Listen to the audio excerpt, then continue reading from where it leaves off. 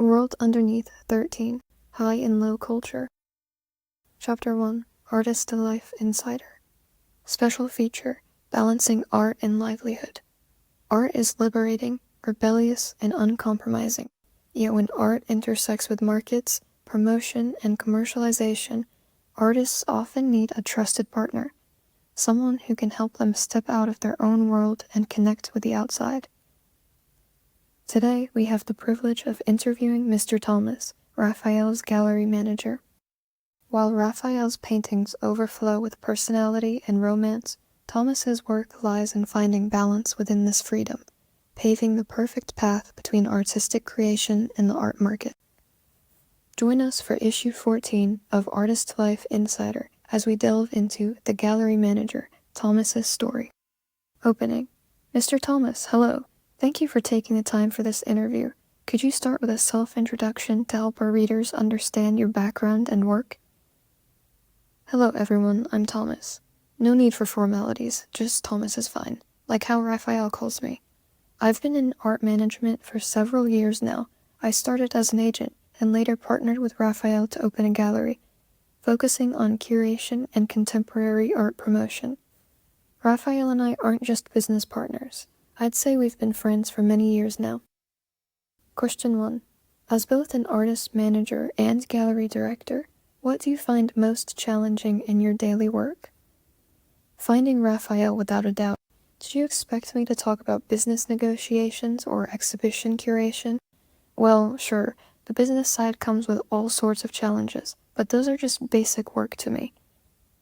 But we haven't even seen Raphael at all today, have we?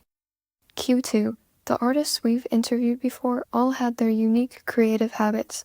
Some keep their favorite plush bear nearby, while others must drink exactly 3 bubble teas before starting work. From your observation, does Raphael have any such peculiar habits? Wait, they all have such odd habits? Thomas blinks in surprise before falling into deep thought for nearly a minute.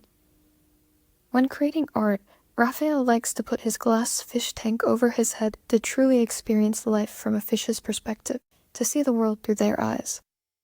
Okay, he doesn't actually do that. I was just thinking how these quirky personas can be effective marketing for artists, but I couldn't come up with a good one on the spot.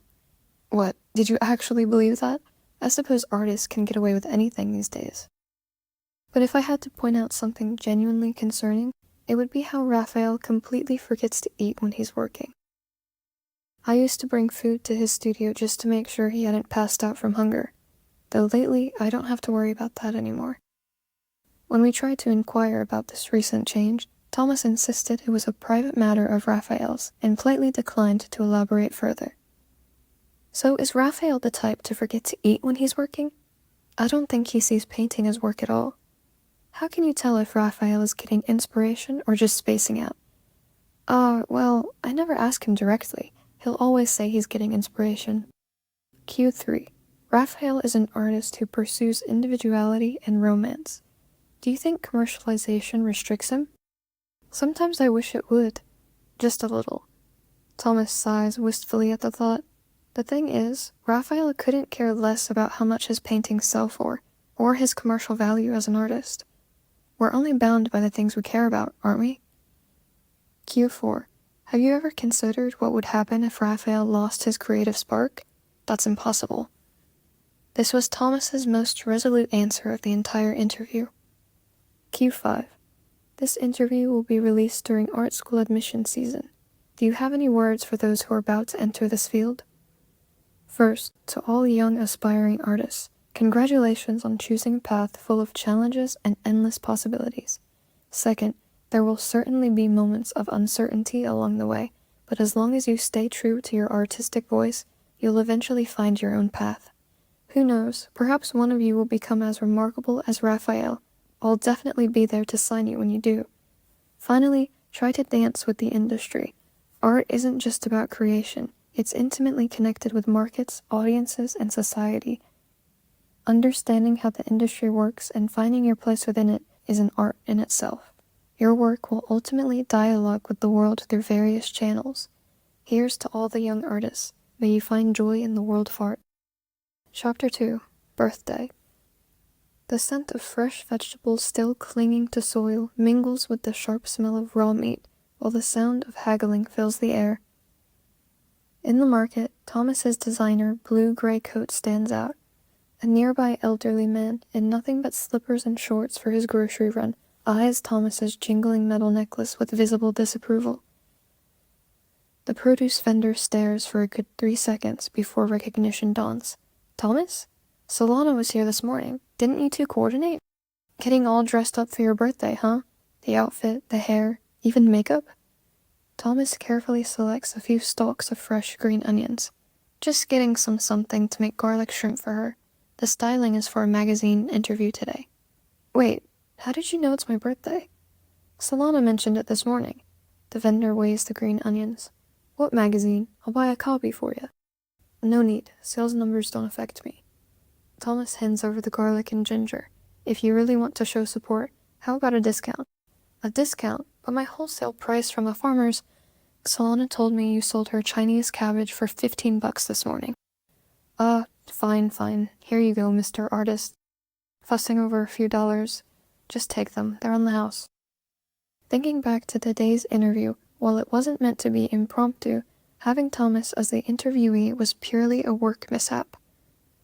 I'm terribly sorry. I mentioned it to Raphael, but I've been so swamped lately that I didn't realize I hadn't synced his schedule.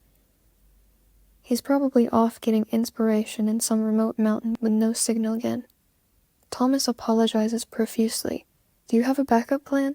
If needed, I can help contact other artists we've worked with. But the magazine came specifically for Raphael.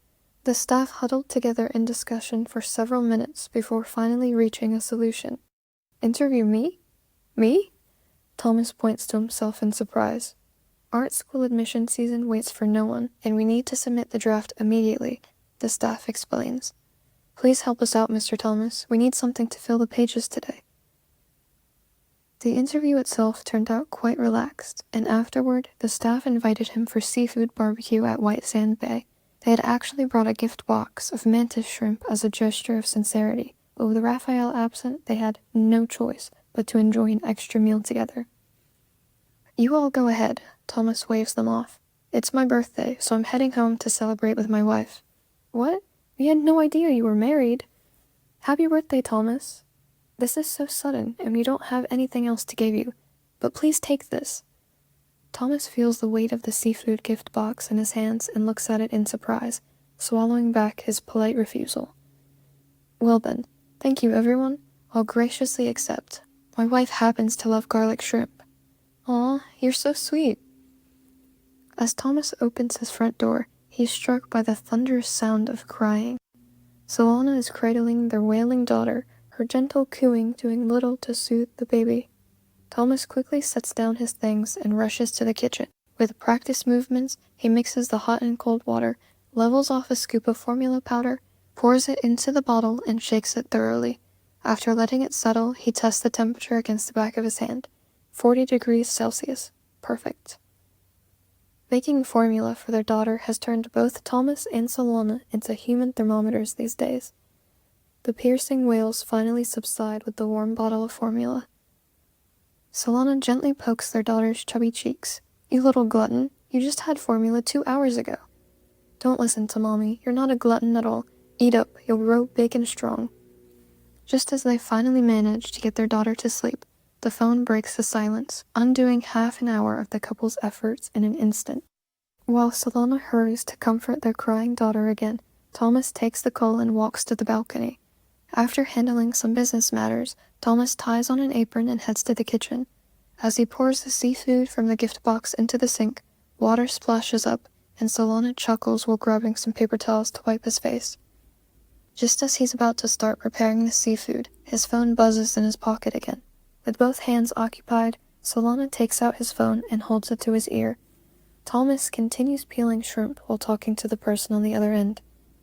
Regarding transportation, I've confirmed with the logistics company. The timing works. The lighting design needs to be adjusted based on the exhibit's materials and color schemes to ensure proper presentation. We should use neutral tones for the background to avoid competing with the visual focus of the exhibits. As for the overall atmosphere, Thomas takes 4 phone calls in the time it takes to prepare dinner. Finally, As the couple enjoys their homey dinner of dishes and soup at the coffee table with their TV, Thomas's phone is silent, as if it too wants him to properly enjoy his birthday. While Solana goes to get the cake from the fridge, he quickly switches the mystery show on TV to his favorite romantic drama, Let's Watch the Meteor Shower. Returning with the cake, Solana glances at the screen and sighs with familiar resignation. This show again? Are you sure you're really an art professional? High art meets pop culture meets high art. In the flickering candlelight, Thomas closes his eyes and makes his birthday wishes. May Solana be safe and happy. May our daughter grow up healthy and strong. May our family stay together forever. Oh right, and Raphael, hope he gives me less to worry about this year, and may he and his Miss Bodyguard be happy together for a long, long time. The moment he blows out the candles, darkness falls, and his phone decides to vibrate at that exact moment. Thomas reaches for his phone with resignation, but upon seeing the caller's name, he springs to his feet. In one fluid motion, he throws on the blue-gray coat draped over his chair and heads to the entryway to change his shoes. It's Raphael. If he's calling at this hour, it must be important. He's probably back in Lincoln. I need to go see him. We'll have the cake when I get back later. Answering the call, he hears Raphael's unusually serious voice. Thomas, come to Mo. Quickly, I have something extremely important to discuss with you. Thomas manages to take the call, change his shoes, and press the elevator button all in one seamless motion, taking no more than 10 seconds. Actually, I had something pretty important today too. I mentioned it to you, but I failed to put it on your schedule. That's my bad. Though it's all been taken care of now. Raphael sounds confused. Huh? This needs to go in my schedule too? As the elevator dings open, the voice from the phone receiver merges with one in real space. Happy birthday! Thomas looks up to find two familiar faces, Raphael and his Miss Bodyguard. Happy birthday, my friend. Seeing Thomas still stunned, Raphael leans against the doorframe and lifts the gift box in his right hand. Important business accomplished. This didn't need to go in my schedule, right? That's not what I... Thomas trails off with a helpless laugh, quickly accepting the gift box. Come up for a bit. Have some cake? Better not. You might lock me in and start demanding manuscript updates. The girl, still in her hunter's uniform, playfully shrugs and links arms with Raphael. Free time is precious. Spend it with the ones who matter. We won't keep you any longer. Exactly. Stop thinking about work and watching my every move. Raphael waves with a light bye and turns away, walking into the evening breeze with his Miss Bodyguard. And so Thomas returns to his doorstep, gift box in hand. Click. The key turns in the lock, and the corridor's motion sensor light flickers on. Behind the door, Solana's face lights up with pleasant surprise. You're back already? Nothing urgent with Raphael. He just came to deliver this, he says, setting the gift box on the table with a pat. Now then, let's go cut that cake. Chapter 3. Microscope. Wish I could paint. As an art school applicant and devoted fan of Artist Life Insider, I heard this one would feature Raphael. Saved it specially for the day before my entrance exam, hoping for some inspiration from my idol. But why did we get his manager instead? Potato sect leader. Raphael wasn't there, but his presence is everywhere. Think about it. Really think about it. Momo. I actually believed the part about him wearing a fishbowl while painting. Raphael rides fish, eats fish. It's thanks to having such a professional manager like Thomas that Raphael can focus on creating art, supporting Thomas. User 426835. So why exactly don't we need to worry about Raphael starving anymore? Details, please. Night reader of useless books. Raphael's truly strong for never complaining about the industry. Garlic shrimp supremacy.